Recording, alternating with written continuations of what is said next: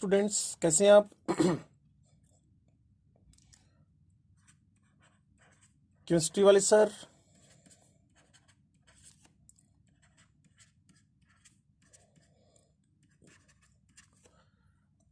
आज आपको एक मल्टी कॉन्सेप्चुअल कॉन्सेप्ट की तरफ लेके जा रहा हूं, जो आप यूं मान के चलें कि mole concept, equilibrium, solution in the plus two class में हाईली यूजफुल है और छोटे मोटे चैप्टर में तो ये चलता ही रहता है। तो वो कॉन्सेप्ट है आपके पास कॉन्सेंट्रेशन टर्म्स। किसी भी सॉल्यूशन में आप जानते हैं, एक तो होता है सोल्यूट, दूसरा होता है सोलवेंट। तो सोल्यूट सोलवेंट मिलकर आपको पता है क्या बनाते हैं, सॉल्यूशन। अब सोल्यूट सोलवेंट ने मिलकर सॉल्यूशन बनाया, तो सॉल्यूशन की कॉन्सेंट्रेशन को एक्सप्रेस करने के लिए क्लियर हमें डिफरेंट टर्म्स मिली हुई हैं। तो उन डिफरेंट टर्म्स को हम लोगों ने दो तरीके से बोलना होता है। मेजरली दो मेथड्स हैं, वैसे तो आप तीन भी कह सकते हैं।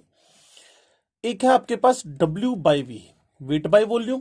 दूसरा W by W, weight by weight. तो एक वॉल्यूम बाय वॉल्यूम मेथड तो है, उतना फेमस नहीं है, लेकिन हम बात जरूर कर लेंगे इसके बारे में। तो पहले हम बात करते हैं वेट बाय वॉल्यूम की। वेट बाय वॉल्यूम में एक है मोलैरिटी, ये कॉन्सेंट्रेशन की टर्म है जिसको कैपिटल एम से। दूसरी टर्म है नॉर्मेलिटी जिसको कैपिटल एन से। तीसरी टर्म आपके पास है फॉर्मेलिटी, ठीक है जी, जिसको कैपिटल एफ से आप लिखने जा रहे हैं। और उसके बाद W बाय W में दो बड़ी इंपॉर्टेंट टर्म्स हैं। एक है मोलैलिटी, जिसको आप स्मॉल m से लिखेंगे। एक आपके पास है मोल फ्रैक्शन। इसके लिए हमने इसको डिनोट करने का तरीका x रखा हुआ है। तो सबसे पहले बात शुरू करते हैं अबाउट द मोलैरिटी। जब आप मोलैरिटी सीखने चलो या मोलैलिटी सीखने चलो, तो बड़ी सिंपल सी बात है कि आपको एक बड़ी इंपॉर्टेंट बात पता होनी चाहिए, जिसको बोलते हैं मोल। अब मोल कैसे निकलेगा, जिसको जनरली एटम्स के रेफरेंस में ग्राम एटम्स बोल देते हैं हम लोग, जिसको मॉलिक्यूल्स के रेफरेंस में ग्राम मॉलिक्यूल्स बोल देते हैं हम लोग। बस डिसाइड आपको करना है, आप एटम्स लेके चल रहे हैं, मॉलिक्यूल्स लेके चल रहे हैं। तो बात को ध्यान से सुनिए। अगर आपको mass of the substance given हो in grams, mass of the substance in grams, सर मिलीग्राम में दे रखा है तो उसको ग्राम्स में बदलो, सर किलोग्राम में दे रखा है ग्राम्स में बदलो। अगर एटम है तो एटॉमिक वेट का, अगर मॉलिक्यूल है तो मॉलिक्यूलर वेट का डिवाइड कर दें, तो इससे मोल बन जाएगा। तो बस मोल से ही एक बड़ी ही इंपॉर्टेंट टर्म बनी है मोलैरिटी। यूनिट इज मोल पर लीटर। अब आप समझ गए होंगे कि मोल्स जो पर लीटर में डिसोल्व्ड है, तो यहां मैंने मोल्स लिखे। ओके, मोल्स लिखने के बाद डिवाइड किया volume of solution in litre, volume of solution in litre, volume of solution in litre. तो कुल मिलाकर आपके दिमाग में गई होगी बात, मोल पर लीटर से मतलब क्या निकला, moles of the solute, moles of the solute. अब मैंने आपको बताया कि मोल्स कैलकुलेट करने का एक तरीका तो आपके पास है ग्राम्स में सबस्टेंस दे रखा हो। दूसरा, अगर मोल्स कैलकुलेट करने के लिए आपके पास उस सबस्टेंस का नंबर ऑफ एटम्स, अगर एटम है तो नंबर ऑफ मॉलिक्यूल्स, अगर वो मॉलिक्यूल है तो डिवाइडेड बाय एवोगैड्रो नंबर, इससे मोल बन जाएंगे, इससे मोल बन जाएंगे, ठीक है जी। और अगर ये भी ना दे रखा हो, कोई भी गैस देकर उसका वॉल्यूम मेंशन कर रखा हो, volume of gas at NTP और एसटीपी, तो उसमें डिवाइड करना है आपने, अगर ये मिलीलीटर में हो तो डिवाइड कर देना है उसको किससे, बाय द 22,400 मिलीलीटर, और अगर लीटर में दे रखा हो तो इसका लीटर वर्जन यूज कर लेना आप लोग। ओके, तो मोल निकलने के बाद मैं आपको छोटे मोटे एग्जांपल बता देता हूं, ध्यान से सुनिएगा। मान लीजिए आपको 9.8 ग्राम्स, मान लीजिए आपको 9.8 ग्राम्स ऑफ द 9.8 ग्राम किसी सोल्यूट का 100 मिलीलीटर सॉल्यूशन में सॉल्यूशन मिलेगा, डिसोल्व होता हुआ दिखेगा, तो आपसे पूछेगा calculate capital M. Calculate capital M मतलब मोलैरिटी निकालें, तो पहले फॉर्मूला पुट करें, फिर मास पुट करें। अब जो आपकी गाड़ी फंसेगी वो फंसेगी आकर उसके मोलिकुलर वेट पे। तो जैसा कि मैं आपको बता रहा हूं, मिलीलीटर को तो लीटर में कन्वर्ट कर ही लेना है। मान लीजिए 9.8 ग्राम ऑफ द H2SO4 दिया हुआ है, जीरो बोर्डर के साथ इसका मोलिकुलर वेट निकाले, वो 98 है। तो यहां 98 पुट कर दिया आपने, mass divided by molecular mass, मतलब पहले मोल निकाल लो और जितना वॉल्यूम आपको दे रखा है उसको सोल्व कर डालो। तो ये 98 बाय 98, तो ये सॉल्यूशन आपके पास 1 m, मतलब 1 mole of H2SO4 in 1 litre, 1 mole of the H2SO4 in 1 litre of solution आपको दिया गया है। ये इसकी कॉन्सेंट्रेशन हो गई है।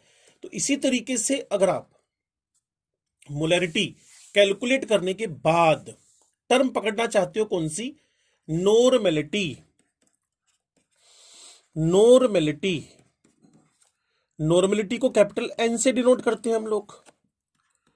तो यहां वही फॉर्मूला बनेगा, बस मोल्स की जगह नॉर्मल्स, मतलब यहां मैं एक नॉर्मल टर्म लिख रहा हूं जो मेरे पास इक्विवेलेंट्स के बराबर टर्म है।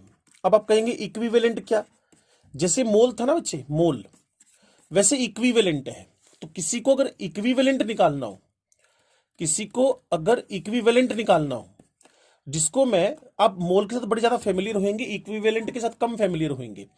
तो इक्विवेलेंट क्या, यहां आपके पास मास इन ग्राम्स रहेगा जो गिवन होएगा, 10 gram, 4 gram, 5 gram, divided by equivalent weight of the substance, equivalent weight of the substance. और इसी इक्विवेलेंट के लिए, जैसे पीछे gram atoms, gram molecules term थी ना, वैसे इक्विवेलेंट के लिए टर्म हम सेट कर सकते हैं gram equivalent weight, gram equivalent weight. तो इसको लेकर आप कंफ्यूज नहीं हो, ग्राम इक्विवेलेंट वेट इक्विवेलेंट को रिप्रेजेंट कर रहा है, और equivalent mass in grams given होएगा, इक्विवेलेंट वेट का डिवाइड कर दें, उससे फिर आप परफेक्टली नॉर्मेलिटी फाइंड कर पाएंगे। लेकिन एक सबसे बड़ा इश्यू क्या है कि इक्विवेलेंट वेट कैसे निकलता है, इक्विवेलेंट वेट कैसे निकलता है। तो बड़ा सिंपल सा तरीका बता रहा हूं, ध्यान से सुनिएगा। किसी भी सबस्टांस का मोलिकुलर वेट और एटॉमिक वेट लिख लें, फिर उसमें डिवाइड कर दें किसका, एन फैक्टर का, किसका डिवाइड कर दे, एन फैक्टर का, किसका डिवाइड कर दे, एन फैक्टर का। अब यह है कि एन फैक्टर क्या, तो इसको थोड़ा एक्सप्लोर करते हैं बातों को ना, फिर मोलैरिटी और नॉर्मेलिटी का आपस में रिलेशन पढ़ लेंगे। तो मेरे साथ टिके रहिएगा, मैं आपको बताने जा रहा हूं N factor with respect to acid क्या होगा, N factor with respect to acid क्या होगा। तो एसिड के रेफरेंस में मुझे मोलिकुलर वेट पुट करना है और डिस्प्लेसेबल प्रोटॉन्स, हाइड्रोजन्स से डिवाइड करना है। तो इसको मैं एक टर्म देता हूं बेसिसिटी, बेस को न्यूट्रलाइज करने की पावर, बेसिसिटी, बेस को न्यूट्रलाइज करने की पावर, बेसिसिटी। ठीक है जी, तो ज्यादा कंफ्यूज नहीं हो, मैं आपको सबसे पहले HCl लिख के बताता हूं। HCl का एन फैक्टर 1 है, क्योंकि ये एक प्रोटॉन रिलीज कर सकता है। H2SO4 का एन फैक्टर 2 है, क्योंकि ये 2 प्रोटॉन रिलीज कर सकता है। H2CO3 का एन फैक्टर भी 2 है क्योंकि ये 2 प्रोटॉन रिलीज कर सकता है। एसिटिक एसिड का एन फैक्टर, ये O से जुड़ा हुआ H है तो इसका एन फैक्टर 1 है। अगर कोई H3PO2 कह दे, H3PO3 कह दे, H3PO4 कह दे, तो जो बात मैं आपको बताना चाहता हूं इसका नाम है hypophosphorous acid. P double bond O H H OH। अब शायद आपको बात समझ में आ गई हो, जो इलेक्ट्रोनेगेटिव एलिमेंट से जुड़ा हुआ H है वही डिस्प्लेसेबल है, जो इलेक्ट्रोनेगेटिव एलिमेंट से जुड़ा हुआ H है वही डिस्प्लेसेबल है। तो यहां फॉस्फोरस एसिड में 2 H इलेक्ट्रोनेगेटिव से जुड़े हुए हैं। और सिमिलरली अगर मुझे स्ट्रक्चर बनवाएगा कोई फॉस्फोरिक एसिड का OH OH OH, तो यहां आपके पास 3 कुल मिलाकर H डिस्प्लेसेबल है। हाइपोफॉस्फोरस का एन फैक्टर 1, इसका 2, इसका एन फैक्टर 3। तो जब आप एन फैक्टर जान लें तो बस उसी से डिवाइड करना है मोलिकुलर वेट को। अब आप हाइड्रोजन चैप्टर पढ़ते हैं, वहां H2O2 आएगा, ये भी एक एसिड है, 2 प्रोटॉन डिस्प्लेसेबल है। तो जब भी आप इसका इक्विवेलेंट वेट पूछेंगे तो मोलिकुलर वेट 34 है, डिस्प्लेसेबल हाइड्रोजन 2 है, तो इसका जो इक्विवेलेंट वेट है वो 17 निकल आएगा।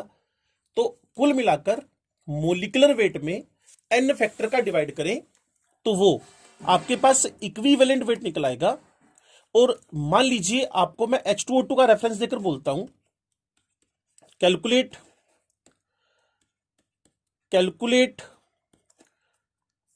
Normality of H2O2 when 3.4 grams of H2O2 is dissolved in 200 milliliter of aqueous solution।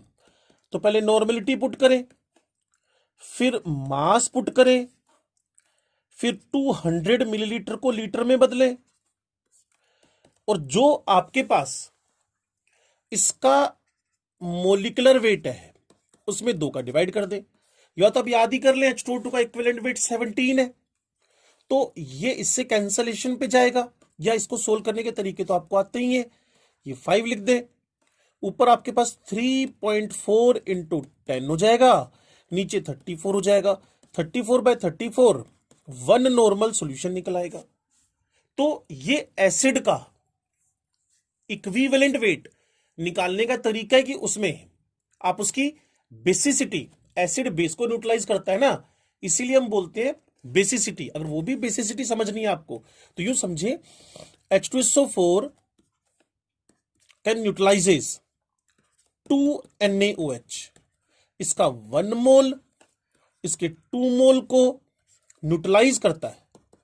That's why हम जो टर्म यूज करते हैं वो कौन सी टर्म यूज करते हैं?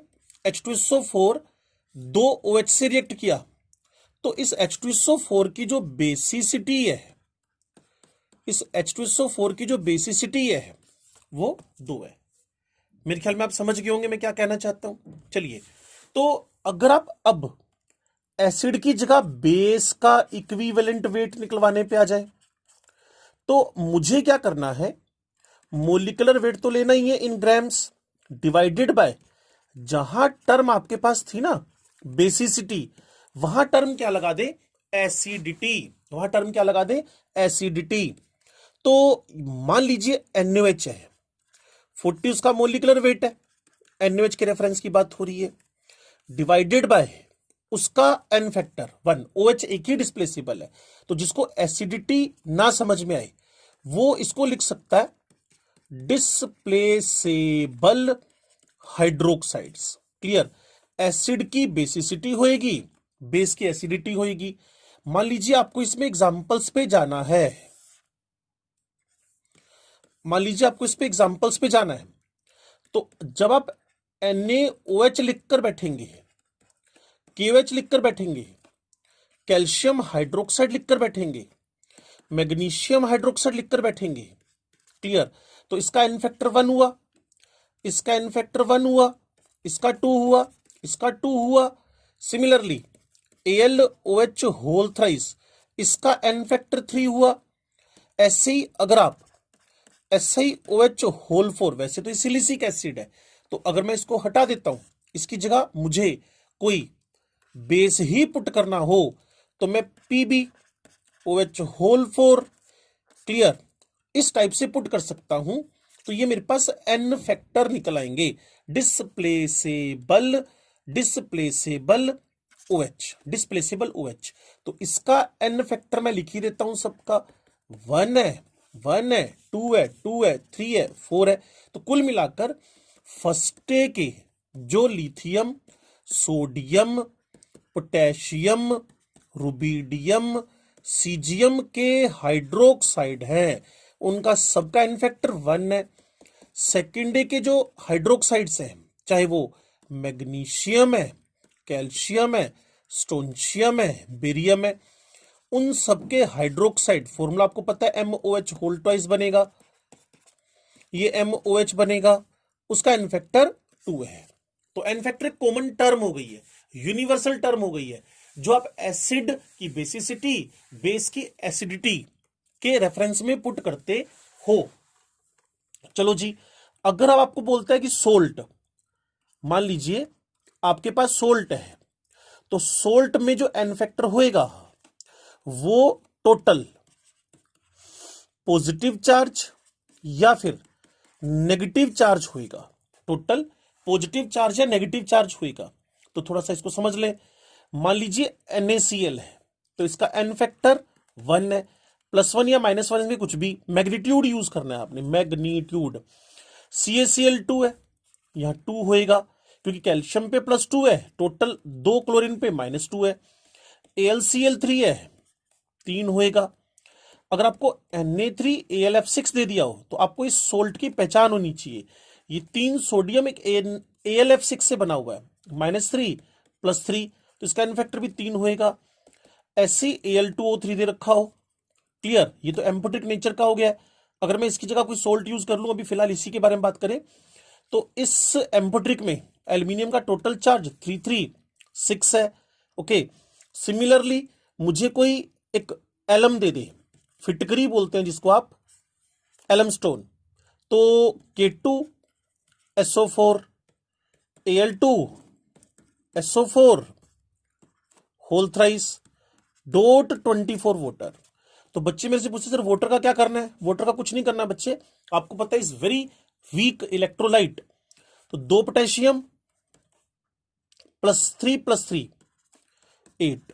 तो जब भी कभी आपसे वो पूछेगा एलम का एज सोल्ट एन फैक्टर क्या है, तो आप बोलेंगे 8, क्योंकि टोटल आपके पास कैटायनिक या एनायनिक चार्ज का सम क्या हो रहा है, 8 हो रहा है।